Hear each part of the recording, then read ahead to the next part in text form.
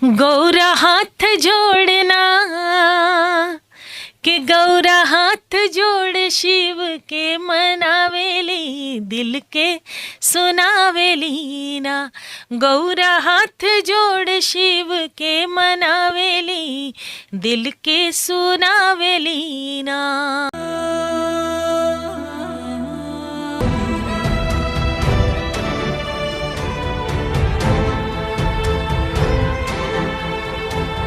नमस्कार, मैं शैलेश कुमार। शैलेश की बात में आपका हार्दिक स्वागत है। सावन का महीना है, भोले शंकर का माह है और सावन का मतलब श्रावण होता है और श्रावण का मतलब श्रवण होता है। शिव पुराण में लिखा गया है कि सावन मास जो भी कहा जाता है उसकी जो शुरुआत हुई है वो श्रवण से हुई है, यानी कि सावन माह में महादेव को सुनना चाहिए, श्रवण करना चाहिए। और इस पवित्र माह में हमारे बीच, हमारे इस खास स्टूडियो में, जैसा कि मैंने पहले भी कहा था कि कुछ लोगों को आमंत्रित करेंगे और जिनसे हम कुछ गुफ्तगू भी करेंगे, वार्तालाप भी करेंगे। तो हमारे लिए सौभाग्य का विषय है कि आज हमारे बीच बनारस से, काशी नगरी से हमारे बीच ममता शर्मा जी हैं। गिरिजा देवी की शिष्या हैं और बहुत अच्छा शानदार गाती हैं। शास्त्रीय संगीत पर जितनी पकड़ है और साथ ही साथ वो तमाम विधाएं जो संगीत की होती है उसमें वो श्रोताओं को मंत्रमुग्ध कर देते हैं। तो आइए, ममता शर्मा जी हमारे साथ हैं। ममता जी, आपका हार्दिक स्वागत है शैलेश की बात में। थैंक यू शैलेश भैया। और जैसा कि आपने कहा, श्रावण का एक सावन का बहुत अच्छा सा आपने डेफिनेशन बताया है। और मैं तो अभी तक यही जानती थी कि सावन में स्त्री हूँ, कलाकार के साथ स्त्री हूँ। तो मतलब कि कलाकार के साथ नहीं, मैं एक महिला हूँ। तो सावन का मतलब मेरे लिए होता है श्रृंगार होता है, मायके जाना होता है। सावन की एक परंपरा होती है। इसके पहले भी मैं आई हूँ बिहार, और बिहार मेरे लिए प्रिय बहुत रहा है। बिहार नहीं, अपने देश की एक जगह जो है बिहार का अंग मुझे इसलिए भी बहुत प्रिय है कि वो कलाकार को सुनना बहुत पसंद करते हैं। जी बिल्कुल। जितने लोग बिहार में आते हैं, जितने लोग आते हैं, वो सभी लोग बड़े बड़े उस्ताद। और पटना में तो दशहरा महोत्सव का बहुत एक ये था, और सारे कलाकार दशहरा महोत्सव के समय उपलब्ध रहते थे कि पटना जाना है। कोदई महाराज हों, बिरजू महाराज हों, सारे लोग। और सभी ने ही कहा कि श्रोता तो सभी जगह मिलता है, लेकिन जो बिहार और पटना में मिलता है वो कहीं नहीं मिलता है। तो ये निश्चित तौर पर है। और जहाँ तक आपने बात की बनारस की, उत्तर प्रदेश की, तो उत्तर प्रदेश और बिहार तो दोनों एक साथ जुड़े हुए हैं। भगवान राम वहाँ से आते हैं, माँ सीता यहाँ से आती हैं। तो बिहार आपको अच्छा लगा, इसके लिए बहुत बहुत धन्यवाद। हमेशा से रहा है। एक आकर्षण का केंद्र इसलिए भी रहा है कि जो संस्कृति, कला साहित्य से लेके, क्योंकि शिक्षा का यहीं से एक उद्गम ही माना जाता है। हमारे जो नालंदा यूनिवर्सिटी और ये सारी चीज़ें कब से ये है कि शिक्षा का माना जाता है। और कला संस्कृति में देख लीजिए, आज भी छठ पूजा देख लीजिए, और मिथिला की शादी विवाह और राम विवाह के गीत, इन सारी चीज़ों को लेके अभी तक मुझे लगता है कि बहुत सुरक्षित रूप से यहाँ रखा भी गया है। हाँ, प्रयास तो निश्चित तौर पर किया जा रहा है। हाँ। फुहरता के बावजूद भी वो मिथिला की जो गायन है उस परंपरा को कायम रखने का प्रयास है। आपसे हम जानना ये चाहेंगे कि संगीत में रुचि आपकी कब से हुई और किस प्रकार आपने प्रारंभ किया? मुझे लगता है शैलेश भैया कि एक चीज़ मैं बताऊं कि कलाकार पैदा होते हैं जी, तो जन्म से ही जो सामान्य बच्चों को खेल कूद और खिलौने, इन सब चीज़ों का जैसे शौक़ होता है, टॉफ़ी बिस्किट का होता है, उसके साथ मुझे गाने का और संगीत और साहित्य दोनों में बहुत ज़्यादा नहीं, वही रुचि मेरी चलती आई। मतलब मैं बहुत छोटी थी तो अप्पा जी को सुनती थी, जब बच्चे और चीज़ों को खेलते हैं, और बहुत कठिन कठिन गाने बहुत सहज से गा लेती थी। और मेरे दादाजी पंडित ताराचंद जेटली और गिरजा देवी एक ही गुरु के शिष्य थे। दोनों गुरु भाई बहन थे। दादाजी आध्यात्म के लिए और अपनी एक भक्ति भाव के लिए, भजन के लिए वो संगीत सीखा करते थे। और अप्पा जी का दूसरा ट्रैक था, वो तो संगीत साधिका थी, तो वो भी मुझे संस्कार में मिला है। बहुत सुंदर। तो प्रारंभिक संगीत की शिक्षा आपने किन से प्राप्त की? प्रारंभिक शिक्षा तो घर से ही, जैसे भजन हुआ करते थे हमारे यहाँ, हर दिन शाम को भजन होते थे। फिर दादाजी ने, मेरी माताजी जब आई शादी करके, उस ज़माने में वो 10th पास करके आई थी, उनको 12th पढ़ाई करवाई, 12th में संगीत दिलाया, तो माताजी का भी थोड़ा थोड़ा मिलता गया।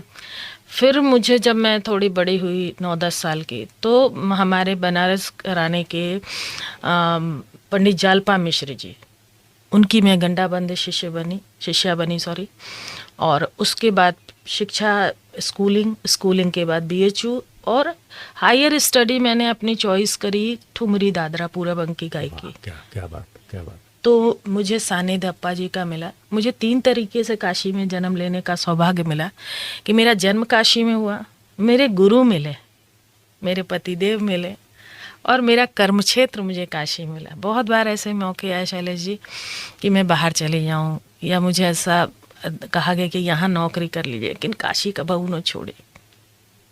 बहुत अद्भुत है और सौभाग्यशाली हैं आपकी, काशी आपको प्राप्त हुआ।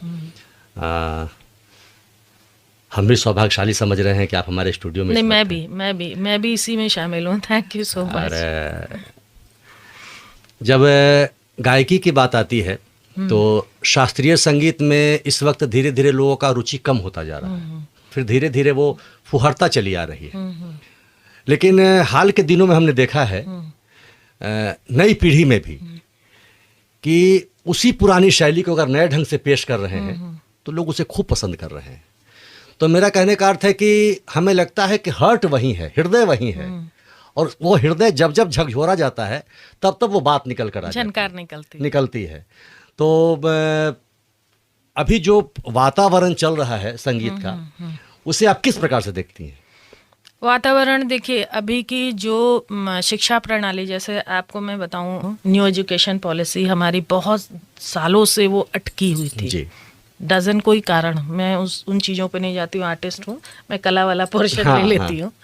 तो अभी जो न्यू एजुकेशन पॉलिसी आई है और अब उसको 2023 से शुरू करने की एक उस प्रोसेस में 2024 में लागू किया गया है, उसमें कला साहित्य को बहुत अच्छी तरीके से एडजस्ट नहीं, उसमें शामिल किया गया। हाँ, समावेशित किया गया है ताकि लोगों को मतलब जानकारी हो और पुरानी चीज़ें एक बार पुनः प्रतिस्थापित हो। और हर 10 साल में जैसे आपने देखा कि नेचर बदलता है, प्रकृति बदलती है, वैसे संगीत भी बदला है। हमारे ब्लैक एंड वाइट ज़माने से, जहाँ माइक्स नहीं होते थे, लोग गाने का सुर लगाना होता तो आगे जाते थे, पीछे आते थे। ये बहुत सारे बड़े लेजेंड आर्टिस्ट लता जी ने और रफ़ी साहब ने, इन लोगों ने बताया है। लेकिन आज क्या है, आज का मोबाइल से ही बहुत काम हो जाते हैं। तो देखिए शैलेश जी, चीज़ें वही हैं, उपयोग, सदुपयोग, दुरुपयोग, तो उसका उपयोग भी हुआ है। मैं क्योंकि मैं सकारात्मक हूँ और सकारात्मकता ही मेरी एक जीवन की पूंजी है कि मैं उस संगीत को आगे तक बढ़ा पाती हूँ। और मुझे डेफिनेट लगता है कि जो हमारा बेस रूट है वो हमेशा ही रूट रहेगा। वो कभी कभी पत्तियां झड़ जाती हैं, कभी कभी जो है वो पौधे में किसी बार फल नहीं आता है, लेकिन आएगा तो उसी का परिणाम है कि इस आधुनिक दौर में हम लोग ये सारे सिस्टम के साथ बैठे हैं और आज के क्षेत्र में भी हम अपने आप को प्रतिस्थापित कर रहे हैं और लोग हमें सुन रहे हैं, समझ रहे हैं।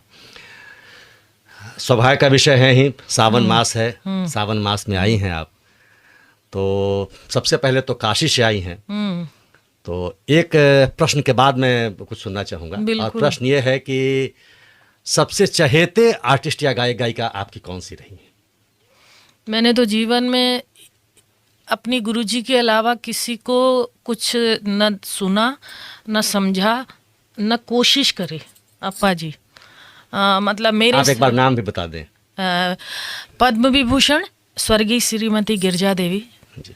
मैं ममता शर्मा उनकी शिष्या बनारस से, और जिस तरीके से उनके जीवन में संगीत रचा बसा, और स्वर्गीय कहना पड़ता है लोक भाषा में, लेकिन वो कभी न गई थी लेजेंड्स। मैं मंचों से नहीं कहता, नहीं मैं मंचों से नहीं कहता, मैं सीधे पद्म विभूषण कहता हूँ। और चूंकि वो लोग जीवंत हैं, जीवंत है, हमेशा जीवंत रहेंगे, उन्होंने जो उनके किया साथ है। स्वर्गीय लगाना उचित नहीं है, मुझे लगता है। तो मुझे बहुत बहुत नहीं, मुझे सिर्फ वही गायकी में मेरे दिल, और बाकी बहुत सारे लोग हैं। उपशास्त्री में शोभा गुट्टू जी का जवाब नहीं है, सुनती हूँ वो चीज़ें। हम लोग मतलब एक कल्पना कर सकते हैं कि किसी और दुनिया में चले जाते हैं शैलेश जी।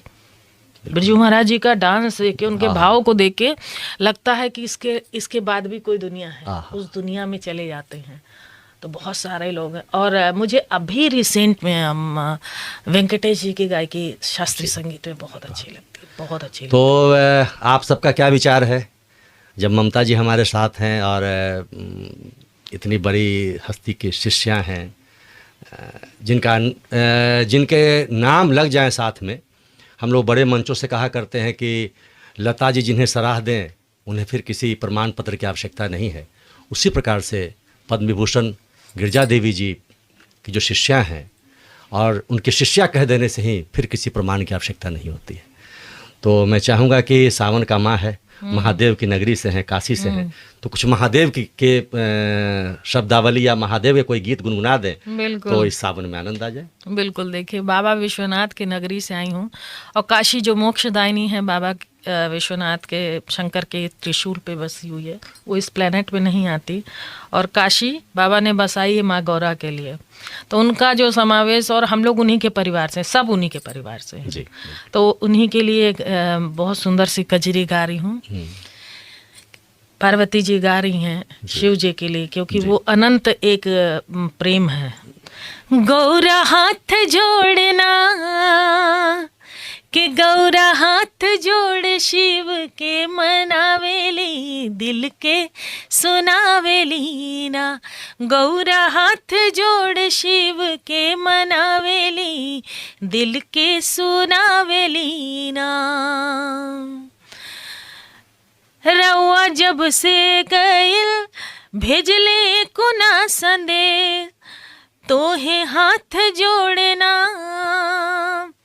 शंकर भगवान जब चले जाते हैं, ध्यान में चले जाते हैं, तो पार्वती जी को भी मुश्किल हो जाता है मनाना। तो कहती हैं, गंगा जल से तोहे नहवावेली, दिल के सुनावेली ना। गौरा हाथ जोड़ शिव के मनावेली, दिल के सुनावेली ना।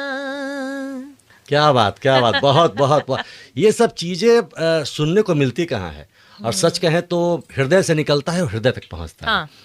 कजरी की बात आ गई तो कजरी के संदर्भ में मैंने एक रिसर्च किया था, तो उसमें यह भी निकल के आया कि विंध्याचल में माँ जो है वो कजला देवी के नाम चली जाती है, और प्रारंभ में लोग उन्हें प्रसन्न करने के लिए गीत गाया करते थे, और कजरी नाम वहाँ से पड़ा। फिर बाद में एक राजा का भी संदर्भ आता है, उनकी बेटी का संदर्भ आता है, फिर उसको सावन से जोड़ा गया, हरियाली से जोड़ा गया। तो उत्तर प्रदेश से आप हैं, बनारस से हैं, बगल में विंध्याचल, माँ विंध्याचल हैं। तो अब जब भगवान भोले शंकर हो गए हैं, आ गए हैं आपकी वाणी में, तो कुछ माता के लिए भी हो जाए दो लाइन। बिल्कुल बिल्कुल। माता के लिए जो हमारे विंध्याचल माता हैं, उनको कजला देवी भी कहते हैं। कजला देवी का ही अपभ्रंश जो है कजली, हाँ। उसको एक्चुअली कजली वो होते होते कजरी पे आया। ठीक, यही बात मैं कह रहा था। और उससे थोड़ा सा आगे बढ़ते हैं तो नेचर से देख लीजिए, गर्मी के बाद, तपती गर्मी के बाद जब पानी बरसता है तो हरियाली आती है, हरियाली के साथ वो मौसम बदलता है। और कृष्ण, भगवान कृष्ण के नयन जो कारे कारे हैं, तो कारे कारे नयनों में जो है वो गीत गाए जाते हैं, उनके प्रेम में जो गाए जाते हैं, राधा गाती हैं। तो मैं एक राधा कृष्ण का बहुत सुंदर सुना रही हूँ। झूला धीरे से झूला वो बनवारी, अरे सावन में झूला धीरे से झूला वो बनवारी, अरे सावन में। अगल बगल सब सखियाँ झूले, अगल बगल सब सखियाँ झूले, बिचवा में हाँ बिचवा में झूले राधा प्यारी, अरे सावन में झूला धीरे से झूलाओ झूला, धीरे से झूलाओ झूला। ये पेंग है, ये जो भाव है, कैसे झूला है बहुत तेज तेज तेज, जो उसका पेंग होता है उसका भाव आता है।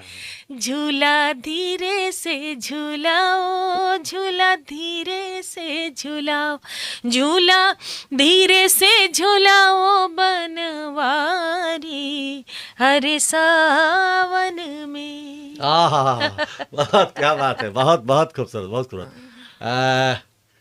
आपसे अगर बात की जाए और इसी बहाने अगर सुना जाए तो घंटों घंटों सुना जा सकता है।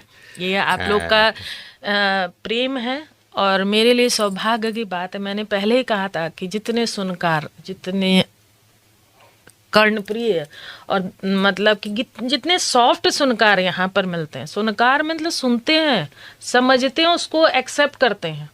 कई बार तो ऐसा होता है ये भाग दौड़ की जिंदगी में लोग सुन लेते हैं, हाँ ठीक है, फॉर्मेलिटी कर लेते हैं, लेकिन बिहार में एक ऐसी तासीर है ज़मीन में, सुनने का मतलब लोग ज़मीन पे भी बैठ के कलाकार को सुनते हैं, एक्सेप्ट करते हैं।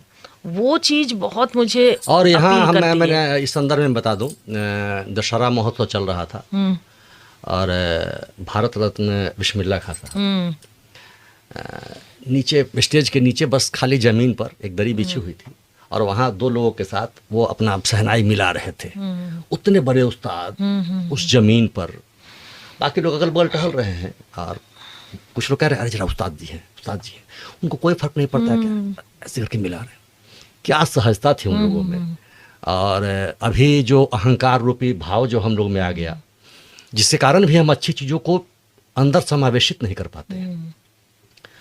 इस तरह भड़क की दुनिया में अच्छी चीज़ें छूट रही हैं, लेकिन आप जैसे लोग और कलाकार जो अन्य लोग हैं जिन्होंने इस विधा को कायम रखा है, उनकी बहुत अहम भूमिका है कि आगे वाली पीढ़ी को आप ही को देना है। बिल्कुल सही। अगर हम नहीं देंगे तो फिर वो पीढ़ी कहाँ जाएगी। नहीं, बिल्कुल ये सही कह रहे हैं कि जो माया का आकर्षण होता है उसको धन से देख लीजिए, उसको ऐश्वर्य से देख लीजिए, सबको प्रिय होता है और लेकिन वो क्षणिक होता है। मैं बताऊं, हमारी भी जिम्मेदारी बनती है कि हमने जो सीखा है, हमने जो पाया है, और कोई भी चीज़ पाना मुश्किल नहीं होता है तो वो आसान भी नहीं होता है।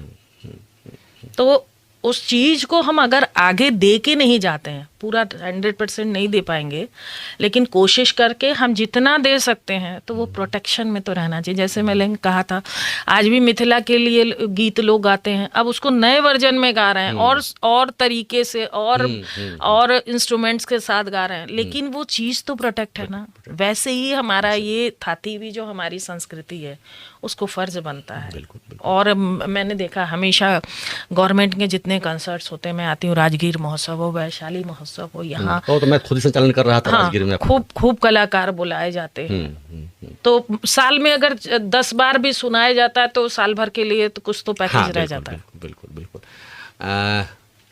तो अब एक बार कार्यक्रम हम संपन्न कर रहे हैं। पाई बहुत अच्छा लगा शैलेश की बात में, तो चलते चलते बस गुनगुना करके हम समाप्त करेंगे। बहुत आभार आपका, और कुछ विशेष जो आपको सबसे पसंदीदा आपका हो इस सावन के महीने में वो गुनगुना दें। बिल्कुल। हो बदरियाना, हो बदरियाना, हो बदरियाना, घेरी घेरी आई, घेरी घेरी आइल सावन की बदरियाना, घेरी घेरी आइल सावन की बदरियाना, हो बदरियाना, हो बदरियाना। ये मनुहार है शैलेश जी कि जब बारिश नहीं हो रही है तो हम और चीज़ों को छेड़ के प्रकृति से भी एक मनुहार करते हैं। हो बदरियाना, हो बदरियाना, घेरी घेरी आइल सावन की बदरियाना, पानी बरसे बड़ी जोर, पानी बरसे, हो पानी बरसे बड़ी जोर, पानी बरसे बड़ी जोर, सूझे नाही चारों ओर, सूझे नाही चारों ओर, जिया कांपे, हो जिया कांपे मोर चमकेला बिजुरिया ना, घेरी घेरी आइल सावन की बदरियाना, हो बदरियाना, हो बदरियाना। बहुत बहुत धन्यवाद। महादेव आप पर Thank कृपा you. बनाए रखें। और ये आपका ही घर है, शैलेश की बात का घर बिल्कुल। जो है आपका ही घर है। और मैं ईश्वर से प्रार्थना करूंगा आप बिहार आते रहें, पटना आते रहें, और जब आएँ तब इस स्टूडियो में आपका बिल्कुल। 10 मिनट आएँ, बातचीत हो और शैलेश और की एक नई विधा के संग, और एक नई विधा के साथ। एक नई विधा के तो साथ। अभी आप ने सुना ममता जी को, बहुत अच्छी बातें भी हुई, गीत भी हुए, और वास्तव में सरस्वती वास करती हैं, इसमें कतई संदेह नहीं है। मंत्रमुग्ध कर देने वाली आवाज़ है। और बस आगे भी हम प्रयास करेंगे कि इन्हें बुलाएं और भी आपको गीत सुनाएं, अच्छी बातें सुनाएं। तो फिर नए कलाकार के साथ, नए लोगों के साथ फिर अगले एपिसोड में हम आपसे मिलेंगे। तब तक के लिए शैलेश की बात से विदा लेते हैं। बहुत बहुत धन्यवाद। नमस्कार।